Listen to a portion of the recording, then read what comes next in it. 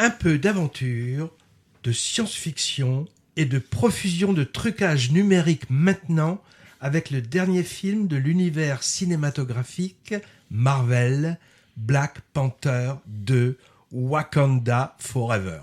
J'avais vu le Black Panther 1 en 2018. C'est quoi Wakanda ? C'est un pays imaginaire d'Afrique, reclus, secret, qui tire sa puissance technologique d'un minéral qu'on ne trouve que là-bas. Il s'appelle le vibranium et c'est un métal qui a plein de propriétés fantastiques.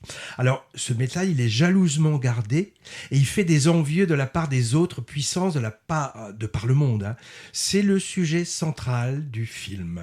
Wakanda, c'est un pays tribal, régi par une caste de gouvernants, mais c'est aussi une nation futuriste. Donc c'est une nation, on va dire, rétro-futuriste entre tradition africaine et hyper-technologie. Et c'est qui Black Panther ? C'est le seul super-héros africain de l'écurie Marvel. Enfin, du moins à ma connaissance. Alors il y a Black Adam qui est sorti il y a quelque temps, qui est franchement dispensable. Mais ça, c'est pas un personnage Marvel, Black Adam. C'est un personnage DC Comics, concurrent de Marvel, donc faut pas mélanger serviette et torchon quand même. Black Panther, c'est le nom donné au roi, au grand chef de Wakanda. Il s'appelait T'Challa dans le premier film et il était interprété par l'acteur afro-américain vedette Chadwick Boseman.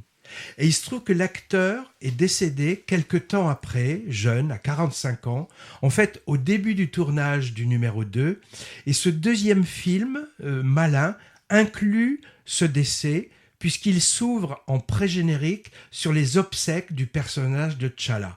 En fait, ce deuxième épisode se veut un hommage à l'acteur défunt, et c'est étonnant parce que le générique du film, de début et de fin, est silencieux, avec seulement des images de l'acteur. C'est assez étonnant et marquant dans ce genre de film d'habitude assez tonitruant. Question bon sang sur les génériques. Le casting du film est presque exclusivement afro-américain et on a plusieurs personnages féminins qui sont très forts, comme dirait Léa Salamé, des femmes puissantes. On est dans ce qu'on appelle le Black Empowerment et ça, c'est quand même nouveau un peu à Hollywood et explique en partie l'engouement mondial pour le film et pour le précédent aussi, en particulier hors des frontières américaines. Le sous-texte géopolitique du film, moi je l'ai trouvé intéressant à plus d'un titre. On a ici un affrontement en fait entre deux peuples, deux civilisations qui sont toutes les deux pacifiques, mais qui vont entrer en guerre pour protéger la paix de leur nation. Et la deuxième nation, donc, à part Wakanda, c'est une peuplade aquatique issue des Aztèques et des Incas. Elle s'appelle Talocan, avec un chef genre dieu serpent à plumes. Et ici, ça c'est vraiment intéressant, l'Occident est quasiment absent des enjeux du film. Les États-Unis en particulier font de la figuration dans ce duel entre deux nations du Sud finalement. La France est un peu présente au début et on est les méchants, comme souvent, parce qu'on essaye de voler le vibranium. En tout cas, contrairement à la plupart des films de super-héros, qui recycle les mythologies nordiques ou gréco-latines. Ici, on a des emprunts à des mythologies venues d'Afrique ou d'Amérique du Sud. C'est un peu la singularité de ce Black Panther qui fait un malheur au box-office et j'ai vu en France, il devrait atteindre les 4 ou 5 millions d'entrées. Autrement, ici, bien sûr, c'est un film de super-héros. Donc, on a notre dose de bagarre, mais peu d'armes à feu. Et ça, c'est un bon point. Des poursuites dans les airs, sous l'eau, des engins futuristes, des décors grandioses, des costumes chatoyants, un peu de mystico-chamanisme aussi, mais pas trop. Moi, j'ai tout compris, et c'est pas toujours mon cas dans les films de super-héros.